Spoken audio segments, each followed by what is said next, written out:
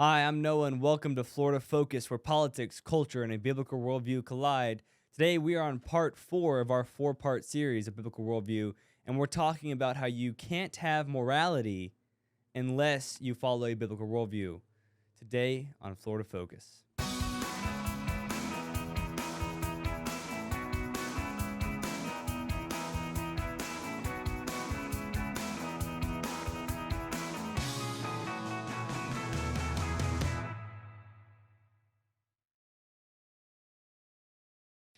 Aaron, so again, we're getting down to the nitty-gritty here with biblical worldview, and we're talking about morality. Yeah. Now, this seems to be a sensitive subject for a lot of people. Yes. So first, let's just talk about what is morality. Let's just start there. Well, no, I think you're exactly right. This is a sensitive topic. I think last time we were talking about more of the academic, issues of science and logic. Those are, big, more brainy things. But I think morality is the thing that intersects most people's lives when it comes to a biblical worldview and the effects of a worldview.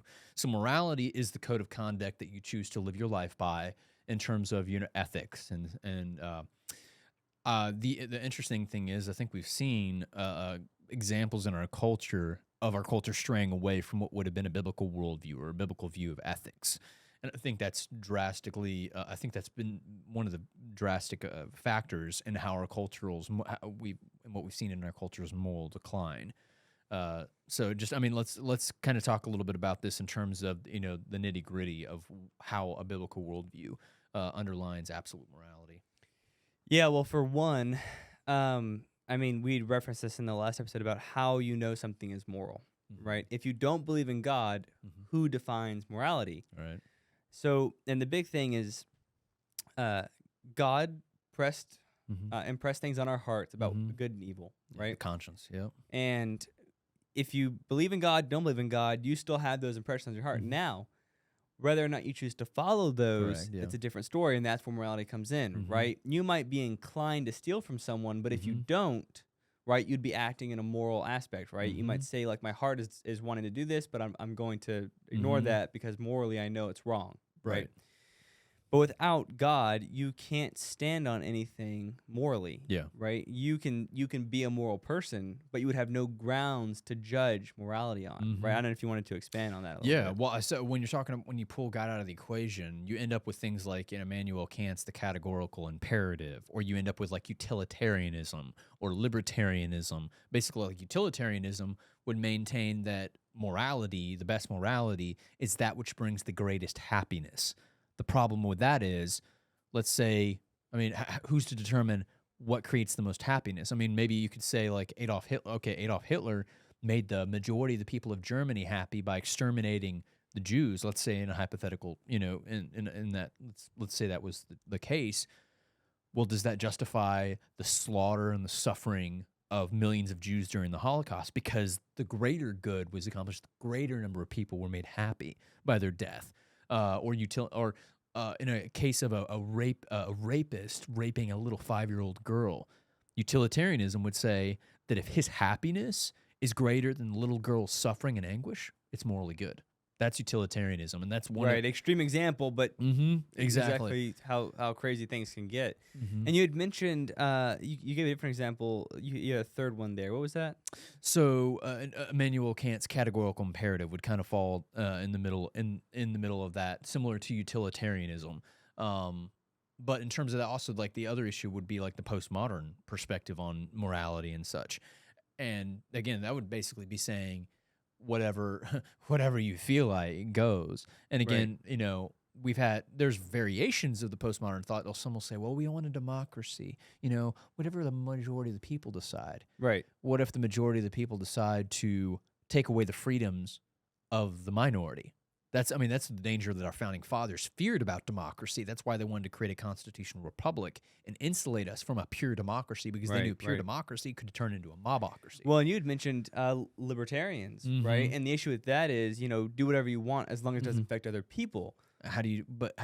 Every action affects every person. Right. Like, watching pornography by yourself affects other people that are on the other end of that camera or you your could make family. the argument if you're married, you know, Mhm. and you know, you were saying, well, I'm not directly hurting my wife, I'm not directly cheating on my wife, right? But you are. You could make that argument Correct. that it doesn't, even though it is affecting someone. Libertarians really almost view as as well intentioned as they may be, they're viewing the moral actions of a person in a vacuum, as if our actions only affect us and our choices as long as we're not physically hurting another person. The problem is harm can be well beyond physical in terms of dealing with issues of morality, and that's why in a biblical worldview we are responsible individually to God, but we also understand that there's responsibility for our actions and how they affect others, and that we're to take that into account in how we're conducting ourselves and acting.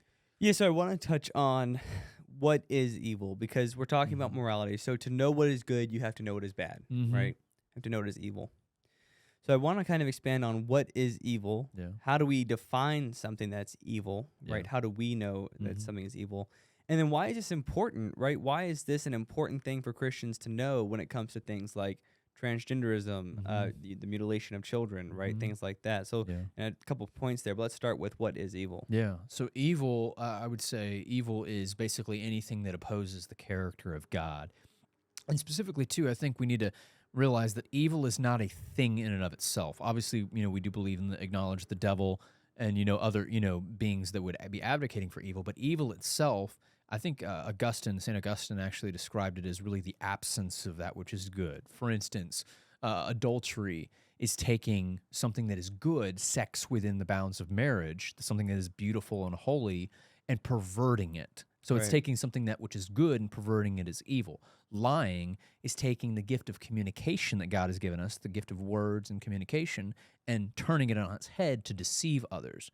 So evil is that which opposes the nature of God. It's the perversion of it. Correct, exactly. The problem is, though, when we get into so I think that there's the big question a lot of people that ask is like, and this is the supposedly supposed to be the silver bullet against Christianity is like, well, if there's a good God, why is there evil in the world? Right. Yeah, and I mean, how would you respond to that? And well, so here's the thing with if there's a good God, why is there evil in the world? Well, number one, we don't, God, kind of piggyback on our last topic, God put us in this world, and if you're a Christian, if you die, God's just taking you home. Right?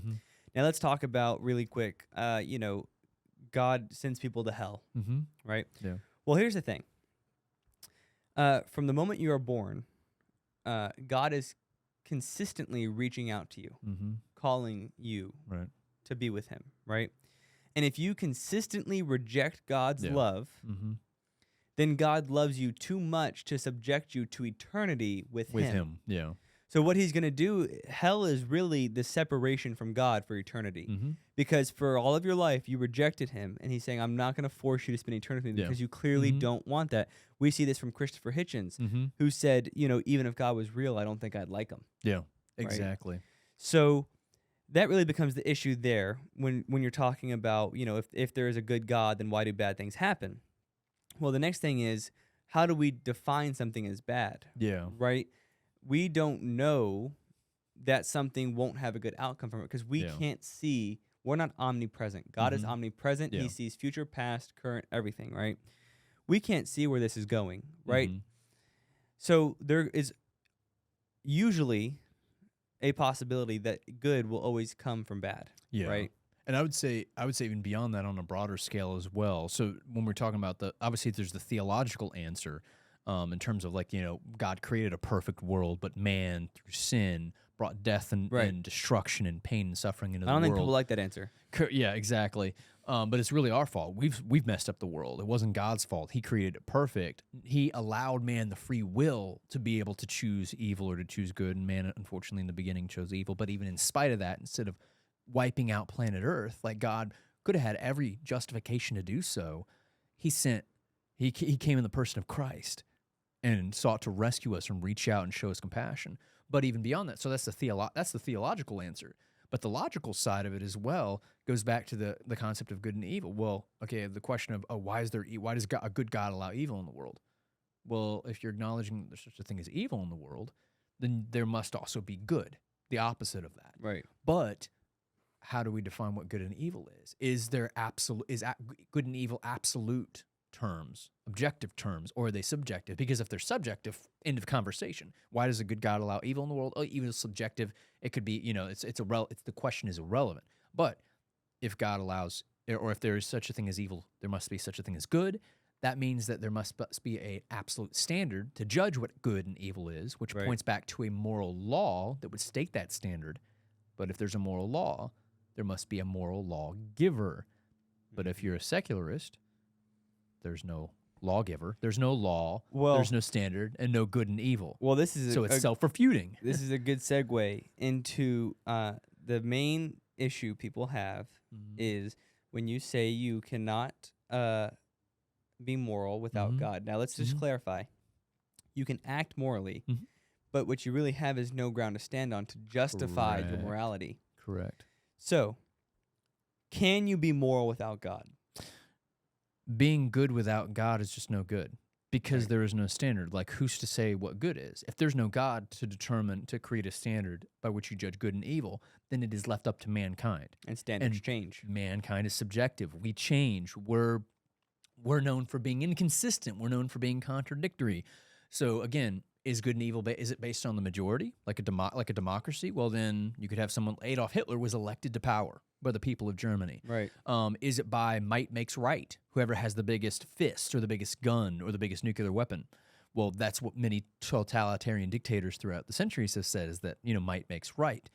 Is it about each individual decides for themselves, or are we going to have like an anarchy state to where everyone, again, the only system that makes sense of a constitutional republic with liberties and freedoms that are limited under a law that is, protecting the good of all, that only follows from a Christian worldview. And yeah, let me go ahead. I was going to say we could do a whole other episode on the founding fathers and their basis in biblical worldview. But I wanted to touch on what you were talking about with Hitler and dictators and stuff like that. So the other counter argument here is, well, I think Hitler was bad, right? And to people who aren't Christians, what would you say?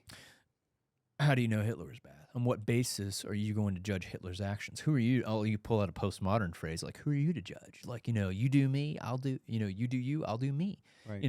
Who are we? Like, you and I know on our own basis, we have no right to judge anyone else's morality based on our own opinion, because our opinion is our opinion. Right. And it only matters as much as we can either convince others to join our position or force others. That's either mobocracy or dictatorship. Only by us appealing to a source higher than ourselves, that is transcendent, that is eternal, that is universal, that is immaterial, the law of God. That's the only basis that we can make an appeal beyond ourselves to create an absolute standard for morality. That's why we can say objectively that rape is wrong all the time. There's no situational, well, maybe the kid feels, right, because then you have other countries like Iran where it's not wrong. Correct. Right. And so and actually they're sometimes killing the girl that is the rape victim as well, instead of punishing the actual rapist. Right. And so, it goes back to the idea, like, if you do not have an absolute standard of morality, and this is where our culture is at this point, basically now, and I think sadly, and I think this can go multiple ways. I think the problem where our culture is right now is that we are so far gone into a feelings determine right and wrong, and my opinions determine right and wrong, that we've got left the point to where, the Word of God was the standard for absolute right and wrong, and now feelings are. And now it takes a lot longer, like, for instance, on the issue of transgenderism. We're starting to see our culture wake up somewhat on the issue. Because they came for the kids. But not based on necessarily a backlash to them pushing a anti-God worldview. Right. But it's because people's feelings and experiences have finally caught up with them to say, man, this hurts people. Right. This damages people. Because it started out with the LGBT movement.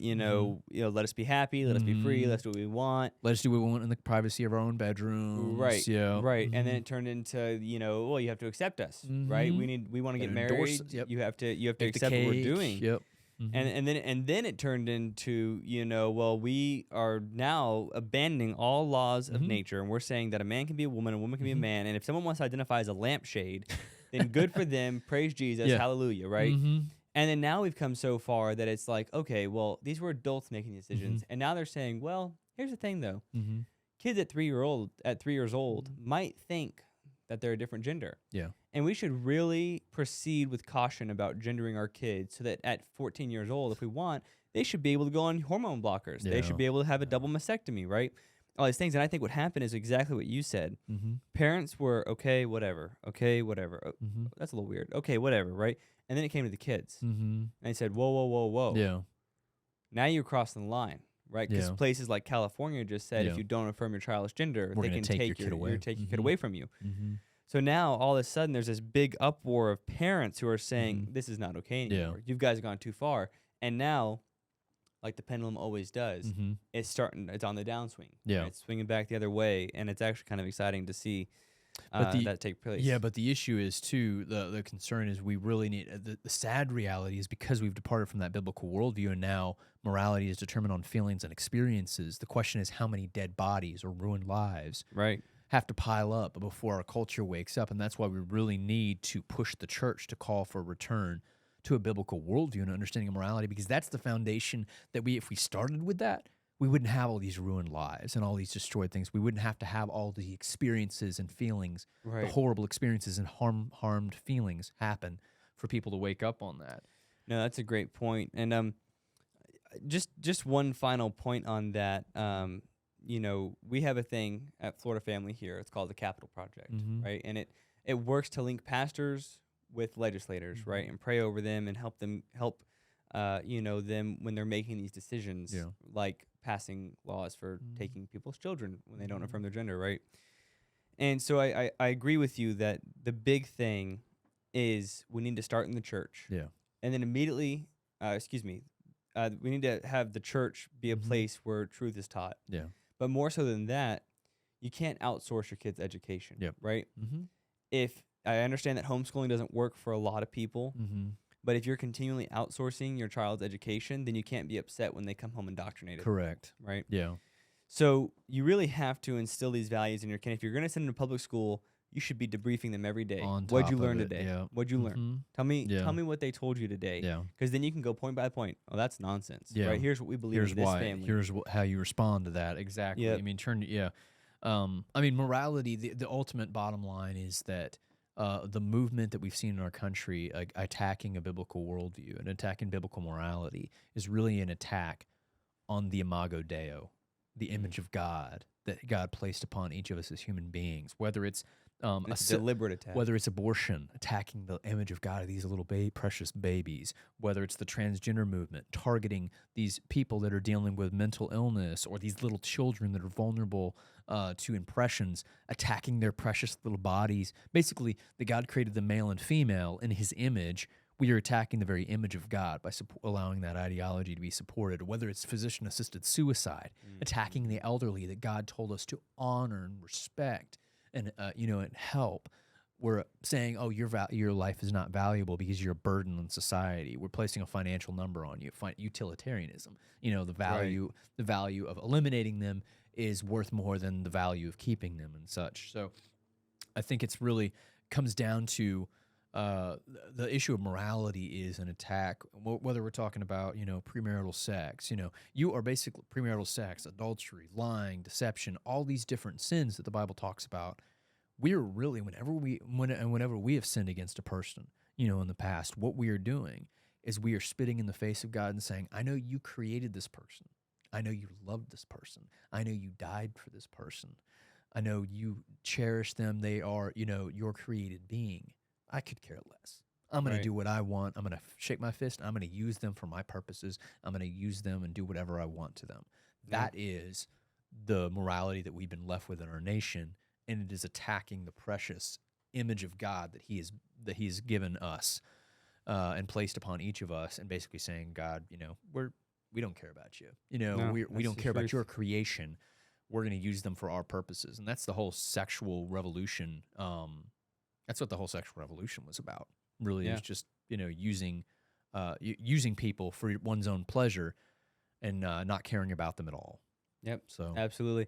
Well, I don't think that I could have said that better myself. We've just wrapped up our 4-part series on a biblical worldview. We're going to be back to talking about politics, culture, and the biblical worldview next week on Florida Focus. Thanks so much for watching. God bless.